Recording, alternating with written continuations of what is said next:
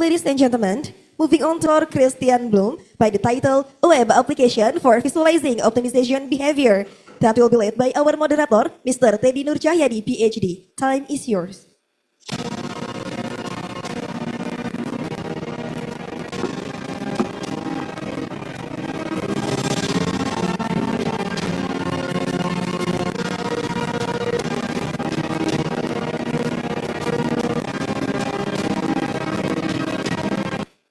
Assalamualaikum,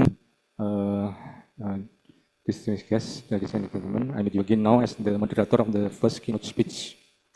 Our first keynote speaker works as a senior researcher in the Artificial National Research Council. His Scopus H index is 39. His Scopus H index is 39. With 239 published articles and 10,064 citations. He is an expert in combinatorial optimization, swarm intelligence, and hybrid meta-heuristics. Today, he will present his work with Gabriel Chacon Sartori, which is about STN Web, a web application for visualizing optimization algorithm behavior. Search Trajectory Network, or STN, is a new analysis tool that can. And what's so special about this tool is that it provides a graphical representation of algorithms behavior so that we can present our result more interestingly. And what's more special is that we can provide AI-assisted interpretation that can help us to do our analysis easier. More about the STN and its web application will be presented by our first keynote speaker, Professor Christian Blum. The time and place is yours. Okay, thank you very much for this very nice introduction, David. Before I start, let me try to share my slide. Can you tell me if you hear me well? I think your voice a little bit shaking, not very clear. I don't know, the problem is here. Yeah, I'm not sure. Let's see how it goes, maybe. I first share my slides. Yes. Can you see my screen? Yes. Okay, so let's see if the sound improves. I'm not sure on which side the problem is. So first of all, let me start by thanking all the organizers for this very nice invitation. It is really an honor for me. It's always nice to be able to tell other fellow researchers about your work or some aspects of your work. So this is a really good opportunity for me to tell you today about a new tool that we have. Last year at Ichitame, I was giving you more like a general overview on our work. This time the talk will be more specific. Okay, so I'll be focusing, after a short introduction, I will be focusing patent for everyone working on iterative stochastic optimization algorithms, such as genetic algorithms, particle swarm optimization, ant colony optimization, all the meta-heuristics, basically. Okay. So, but let me, before a short personal introduction, I always do that. I know that last year I also did that. So everyone who attended my talk last year will already know about this short introduction. But I think for sure there will be new participants this year who will benefit. Freddie already said, I'm working for the Spanish National Research Council, CSIC in Spanish. This is the largest public institution dedicated to research in Spain. Okay, it was created in 1939. It's the third largest. All the research stuff in Spain work for the CSIC. So this is a really large public research institution. And we are responsible for about 20% of the scientific production in Spain, which is quite a big share in Spain. So we are not a university. We have our PhD students obviously inscribed in universities in Spain, but we do not form part of any university. Okay, even though we are located alone. More specifically, I'm working for the Artificial Intelligence Research Institute, which consists of 30 tenured scientists. So we are growing a bit in comparison to last hierarchy. There are 60 additional staff members, so we have a lot of PhD students at the moment. We have around 30 PhD students. Myself, I have 5 PhD students at the moment. And we have different research lines, research, logic and reasoning, and multi-agent systems. Okay, so just to give you an idea, this is the map of Europe. Spain is in the southwest, and we are located in the northeast corner of Spain. Okay? In fact, it's in Spain, which is Barcelona. I'm sure many of you have heard about Barcelona for one or the other reason.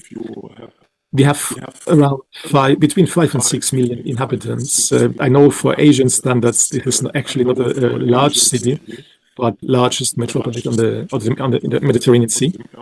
And we have 9 UNESCO World Heritage Sites. Okay, so this is a little bit of about the background, where I'm coming from, where I'm working. Now let's go into our general research subject. Okay, so institute. So we are working basically on artificial intelligence topics, and you know that artificial intelligence has many branches, okay, ranging from robotics, over planning, cognitive systems, knowledge representation, and so on, to machine learning, of course, famous where most AI researchers work on nowadays. And what's the role of optimization in these, such that these branches can progress? Okay, so we need efficient optimization algorithms in many of these branches of AI. But we can also see the importance or the role of optimization from a more general point is in many industrial settings, also in the academic world. Okay, there are techniques, important tools for the industry in the context of process optimization. Like, for example, for reducing, augmenting security, for example. Okay, so we might have different optimization objectives that we might have to fulfill or at the same time. Okay. So well-working optimization techniques are crucial in many research fields. Also, see graphics on this slide. So in the middle, the graphic in the middle, bottom middle, shows actually one example of an optimization problem in research. Okay, so researchers that look for new medication, for example, which compound has the desired result. Okay, so which compound docks to a certain protein. And then when you know which compound with the protein, and if you could maybe produce a simpler compound that would have the same effect. Okay, so all this can be phrased or modeled by means of an optimization problem, and then can be solved by optimization techniques. On the left, bottom left, you have a vehicle routing problem. Okay, vehicle routing problem, very different optimization problems. Here we have a very simple one where we have one depot, we have customers. Okay, so the red, green, and blue circles are customers. We have delivery vehicles. Okay, and depending on which goods have to be transported to which customer, we have to optimize the routes of these vehicles. Okay, so there's also a very large, very many of optimization problems there. On the right hand side, we have an optimization problem which arises in any university, for example. So this one is from a school probably. Okay, where we have different teachers on the left. We have the different periods where classes take place. We see, for example, that Professor Jameson has to give English to the class 2A period. So there are hard and soft constraints involved. Okay, so the same teacher cannot give 2 classes at the same time. For example, the same class cannot attend to different levels, but also soft constraints. So, for example, one of the teacher might say, I don't want for some reason to give classes in the last period of the day or in the first period of the day. So these would be like soft constraints. Okay, and then we would like to schedule such that this day finishes without constraint violations, and such that a school day finishes early. Okay, so this could be one of the optimization option problems. So our work of my group is on optimization problems, and it's algorithm oriented. Okay, so we are not problem oriented. We don't pick a specific variant of a problem, and then we are working on this problem over years. We more like develop algorithms that are generally applicable and well working for many different problems. Okay, so one is swarm intelligence. Okay, so we are trying to identify interesting behaviors of social insects in nature, and then try to transform them into optimization algorithms or artificial bee algorithms. Okay, particle swarm optimization. On the other side, we are working on hybrid meta heuristics. So we are combining, let's say, more classical mathematical optimization techniques with more AI-oriented modern optimization techniques, and we try to get the best out of all these worlds. Okay, so our on sustainable development. Now, there are many different optimization problems, and you can create a whole classification of optimization problems. Here, I just want to give a very abbreviated one. Okay, so we could have, which is a class of problems which you can model with continuous valued variables. Okay, and on the other side, there are combinatorial optimization problems, such as the famous traveling salesman problem, for example, where you model them with variables that are have a finite discrete domain. The techniques for solving problems from these two classes might be very different. Okay, so from the mathematical side, you have differentiable techniques, for example, for function optimization, and on the combinatorial optimization side, you have all the work that has been done on integer linear programming, nonlinear programming, and so on. Okay, so for every type of problem, there are also different types of algorithms that work well. Okay, generally we distinguish between exact techniques. These exact techniques, they give us an optimal solution to our problem. Okay, in finite time, even though this taken, okay, or too much time is taken actually for our purposes. And on the other side, we have approximate techniques. Okay, like greedy heuristics. These are heuristics that build solutions step by step, starting from an empty solution and then adding one component at a time. But we have also more, which includes evolutionary algorithms, ongoing optimization, tabu search, and so on. Okay, so there are many more examples for that. Now, let's talk about optimization algorithms, meta-heuristics, so iterative algorithms that make a trajectory through the solution until the end in a solution. Okay, so how do we compare these algorithms? On this slide, you see 4 different ways, complementary ways for comparing optimization algorithms. So on the top left, you have a numerical. These are 10 different problem instances, which are named here in the first column.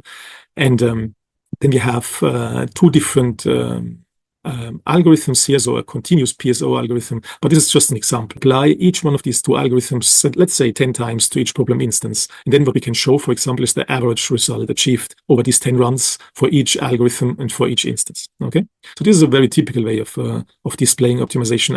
We see top right, we see the evolution over time. Okay, so here we have 5 different algorithms. We apply them, in this case, just once to a single problem instance. And we can see on the y-axis, we have the fitness or the quality, solution quality, and on the x-axis, we have the time. Okay, and we see how these algorithms improve over time. They give you a different type of information in comparison to these result tables, which we saw on the top left. Results that we show in tables, we could show these results by means of box plots. Okay, so box plots are a way to show numerical algorithm results graphically. Okay, so each box here, each of a specific algorithm to one single problem instance. Okay, we see the spread of the results. Okay, so the width of these boxes, the height of these boxes, they show you how the results are spread over the 10 runs. Okay. And on the bottom left, we have another way of comparing asts. Okay, so these plots are called critical difference plots. They show for each algorithm here. So we have 1, 2, 3, 4, 5, 6 algorithms, and they show for a whole subset of problem instances. They show us on this axis here the mean ranking of these algorithms. So the more the ranking is 2. This means on average for all problem instances, this algorithm ended up second. Okay. And this is the best average ranking among all these 6 algorithms.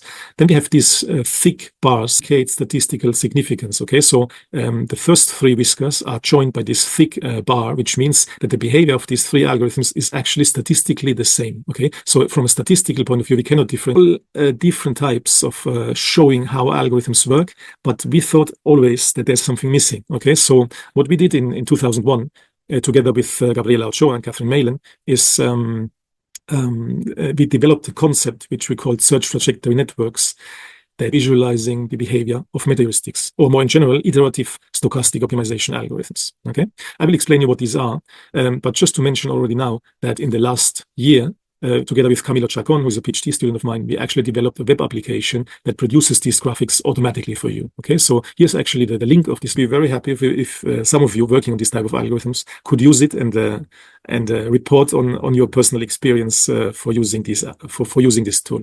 Okay, so but let's see what type of graphic by our tool. Okay, so this is a small example graphic here.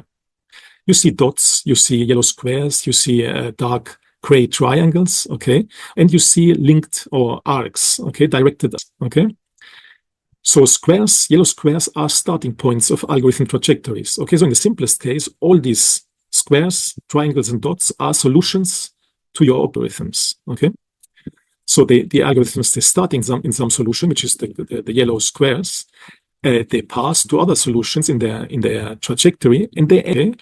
So dark gray triangles are solutions where trajectories or algorithms end. Okay, yellow squares are where algorithm starts, and the red dot is also additionally the best solution found by all the algorithms. Okay, so this red dot here is the best solution found. Now the color of the arcs and of the dots shows you what. So we see there is a blue algorithm which has three trajectories because it started from 3 different yellow squares, and then it made its trajectory, and all of them actually end up in this red dot. Okay, We see also there's a green algorithm, which is called LNS in this case. They start from the same yellow square, okay? This means that this algorithm starts actually from a greedy solution, okay? So if I apply this algorithm 3 times, it will always start from the same solution. Then we can see that 2 of these trajectories, they end up in this, one of the trajectories of the green algorithm also finds the best solution of the comparison, okay? So this is what these search trajectories show. Now, I forgot one aspect actually. There's also that was found by 1 or more trajectories of different algorithms. Okay, you see that that this trajectory of the green algorithm passes through this gray node, and that 2 trajectories of the blue algorithm pass through this node. Okay, that's why it's painted in gray. This is actually the user interface of our web tool. Okay, so on the left-hand side, you can upload algorithm log data. Okay, so you can add as many algorithms as you like. There's a button which you don't see in this screenshot. So you can, for each algorithm that you want to add to this comparison, you can upload log data for the same problem in this STN web graphic for you, which you can download and which you can then use in your papers if you want. So this is a real example. Okay, so here we have the comparison of 2 algorithms. We just call them algorithm 1 and algorithm 2. The algorithm 1 is painted in pink, the other one in green, the same problem instance. Okay, what do we see? First of all, we see that the green algorithm has much longer algorithm trajectories. Okay, the trajectories of the pink algorithm, they are usually rather short. Okay, the other thing we see is that most trajectories of the green algorithm are actually attracted by a specific trajectories end up here.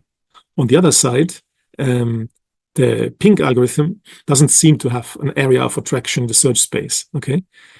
The other thing we see is that the green algorithm finds the best solution in the comparison. The algorithm is much better than the pink algorithm. Okay. So in the main part now of this talk, I will show you shortly results from 3 papers, 3 extensions of this tool that we published this year. Okay, the Gecko conference, which took place just 2 weeks ago in Australia, in Melbourne, and the other paper, which is from the Metaheuristics International Conference. Okay, so if you want to read more about these 3 issues that I'm going to explain you now, you can have a look. First of all, I want to show you 2 case studies where actually this STN web tool was very useful for our research. Okay, in the first case study, we are dealing with an electric vehicle routing problem algorithms, green and pink, to exactly 1 instance of this problem. And we apply each algorithm 10 times. And this is the result table. Okay, we are dealing with minimization. So clearly, the best and the average of the green algorithm are better than the best and the average of the pink algorithm. It finds these solutions in much less time, these are seconds here, than the pink algorithm. Okay, so this gives us some information, of course, but what we cannot see is the following. Okay, so the green algorithm actually end up in this large red dot. Okay, and the pink algorithm actually is attracted by the same area in the search space as the green algorithm, but it's not very good in finding the best solution. And this is something we don't see in this result table here. So this is the second case study. This was an application to a classical problem in computer science, which is called the dominating set problem, 10 times to the same problem instance. Okay, here we have the result table. Okay, we have again a minimization problem. We see that the pink algorithm in this case is better than the green one. Okay, the N web graphic shows us. Okay, so this is actually a very unusual behavior. Okay, so we didn't know that before we looked at the STN web graphic. Usually what you would expect attraction, like in the graphic that I've shown you before, where most algorithm trajectories actually converge to. Okay, here it's the other way around. The algorithm starts around here. Okay, and then all the algorithm trajectories, you see these gray dots, which are solutions found by different algorithms, by the pink and the green one, and then the algorithm trajectories diverge. Okay, this is something strange when you see it for the first time, because we wouldn't expect that. Okay, and we only learned about this by using STN with the S.Y. This is the case. Okay, so well, when we see diverging algorithm trajectories, there can be several reasons for that. Okay, it might not be robust. Okay, so they are simply not attracted by a common area in the search space. Or this could be also caused by a property of the tackled optimization problem. And this is in fact the case of the dominating set problem. Okay, so what we did is we took all the solutions that were written and we plotted here for each solution quality. So on the x-axis, we have the solution qualities, and the 6 different graphics, they show actually results for different graphs. Okay, so the input here is a graph. So we have 10,000 nodes graph, we see solution quality, and on the y-axis we see the structural difference, a measure of the structural difference of solutions of the same quality. So what we can see is as solutions get better, okay, x-axis to the left, the structural difference between solutions is getting larger. Okay. Solutions in this problem, they are scattered all over the search space. They might be structurally very different to each other. And this is why actually our algorithm trajectories diverge. Okay, so every run of the algorithm actually focuses on a different area of the search space and finds a good solution there. Okay, and this is something SDN web. Okay, so there are possible problems, of course, with SDN graphics. So when we have overly long search trajectories, okay, so assume your blind algorithm and it. So then you have very long algorithm trajectories. Then these SDN web graphics, they are very cluttered, and the layout algorithm actually doesn't cope very well. Okay, so you have an example on the bottom left here. These are very long trajectories, and you cannot see anything, right?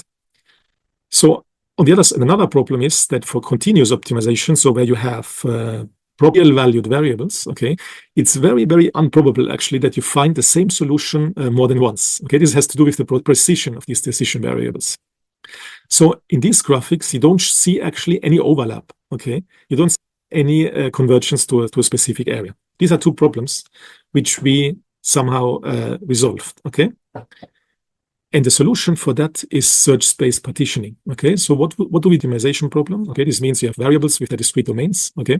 Then what we do is, I don't want to go too much into the technical details here, but what we do is we calculate for the whole set of solutions for each different decision variable, okay? And then we remove a percentage of those decision variables that have a very low information content. So for example, if we have a decision variable xi, okay, which value d, then the information content of this decision variable will be 0. This can be safely removed, okay? So after removing decision variables and plotting again the SDN web graphic, we see actually, okay, if there is convergence, okay? So this is the case of the discrete problems. In the case of continuous problems, so imagine here we have a problem with 2 dimensions, 2 decision variables, okay, and let's say the blue dots are all the solutions found by our algorithms, okay. What we do for search space partitioning here in the continuous variable case is we are putting a grid over the search space case, okay, and then we join all the blue dots that are in one of these squares. We join them together into one dot of the SDN web graphic. Okay, this also leads to a much better an alternative way for doing search space partitioning. Okay, this is what we proposed in one of the papers this year. And what we can do is simply agglomerate a classical clustering technique where you join clusters step by step, okay? In every step of the algorithm, you take the 2 closest, for example, clusters that you have, and you join them into a bigger cluster, okay? And you start with all the solutions in our case. This is also a way of joining different solutions into bigger clusters, which are then shown as single dots in SDN web graphics, okay? But of course, agglomerative clustering ends when there's just one large volume and size-based limits for stopping this process before we end up with one big cluster, okay? So let's have a look at the results, okay? So on the left-hand side, this is for a discrete problem, okay? An electric vehicle routing problem again. So here, every dot is a single solution, okay? Then we removed, in this case, this is a problem with 14,000 binary variables, a very large problem, okay? We removed 99.6% of all the variables of those variables, but still there's no difference to be seen in these 2 graphics, really, okay? With our new clustering algorithm, we can see this graphic. This is actually what's happening, okay? So you see all 10 optimal solution or best found solution, and the trajectories, the pink ones, they end up in an area close to this area, okay? Which we could not see in the original graphic, where no partitioning takes place, and in this graphic produced by our standard search space partitioning scheme, okay? A continuous problem, okay? So here we have the Rastrigin function. This is a famous test problem for continuous optimization algorithms. You see there's no overlap between the search optimization. It's very difficult that you find the same solution more than once, okay? The standard partitioning technique with this hypercube partitioning of the search space doesn't work very well either. This graphic actually looks the same as the original. We see actually what's happening, okay? So the green algorithm is clearly attracted to one area of the search space here. Okay, so the second topic I wanted to talk about is about the interpretability of these graphics. Okay, so when you have no idea about these graphics, when you are a newcomer, you might have difficulties to interpret these graphics. Okay, so what we thought is, why don't we use large language models to give us a natural language interpretation of these graphics? Okay, so this was very experimental work, I have to say, but it worked quite well. Okay, so the idea is, we have two. Then we do feature extraction actually of these results of the trajectories. We also tell the large language model the context, so we explain what search trajectories are, and we say with which configuration parameters this graphic was produced.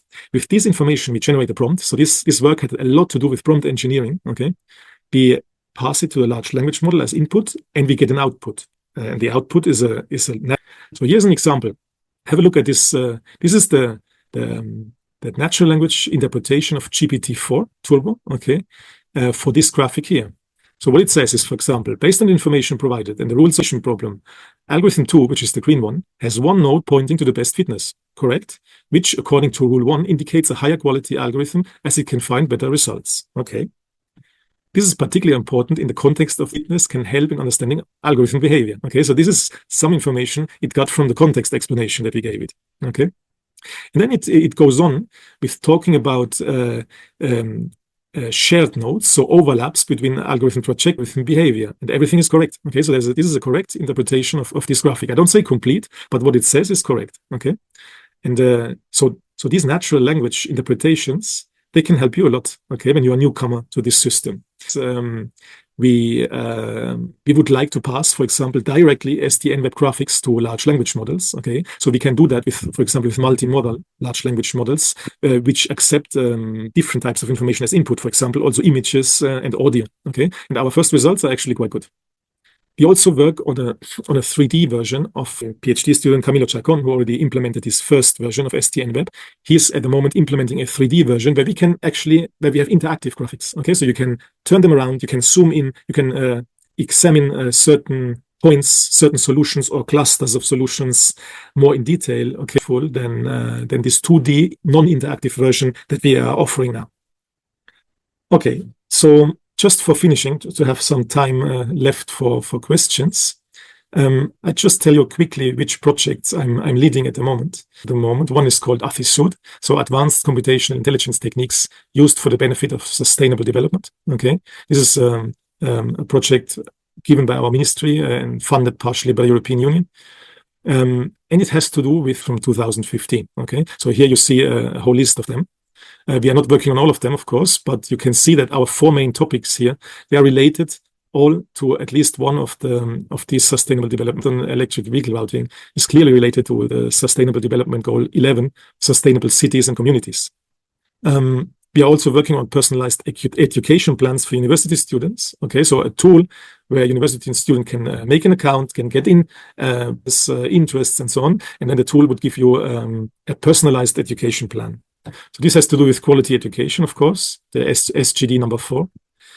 We are also working on intelligent health, the application of deep learning in healthcare systems. Okay, so this is, for example, a branch of the project which is there is a colleague of mine who's responsible for this branch, and we're also working on virtual communities. Okay, so including the use of chatbots with a focus on social agents. Okay, so this has also to do with quality education. There's also some, if you want to see some previous work, we don't have for these four branches of work, but we have demonstrators from an earlier project. Okay, and there's a link for it. The second, so this project is running out this year. Actually, the eTrans project, it's about sustainable transport and delivery of goods in cities, extending electric vehicle routing problems towards more realistic problem versions. Okay, so this is it from my side. I was told I should finish before 9:30. I think I've done that. We have still a few minutes left for questions. Okay, thank you very much, Professor Blum. Can you hear my voice well? No. It's very subdued and there's a lot of noise. We also have difficulty hearing your voice. Could you hear my voice during the talk? We also have difficulty hearing your voice here. Okay, but during the talk, was it better? No. So I will take the opportunity to ask the first question. I'm interested with your work about the SDN. Do you think this tool can be used as standard tool for algorithm Yeah. analysis, So as for example, CT-plot. yeah. So in my opinion, it should be used as a complementary always for algorithm analysis, because I mean, we are doing that previously. So in my group, we are always using it now for algorithm analysis. This doesn't mean you can proceed of numerical result tables. You still need them. Okay? So I think SDN Web should be one of them. I think, because you get new insights and new findings by using this tool, which you don't get by using the other ways for algorithm comparison. And from me about the partition. Right? So, how do we determine what partition is suitable for the result? Because problem size instance require different degree of partition. Do you have any guidance to determine the percentage of partition is the most perfect? Thank you for this question. You're absolutely right. So you can a user has to choose a degree of partitioning. I didn't talk about this. Which point, which we are also handling now with large language models, actually. Okay, so we can pass an STN graphic with a certain degree of partitioning to the LLM, and the LLM would of partitioning in order to get a better graphic. Okay, so we are using now LLMs, large language models, in order to do like a kind of a tuning process. Okay, so the LLM gives us suggestions of how to get better graphics. Let me confirm.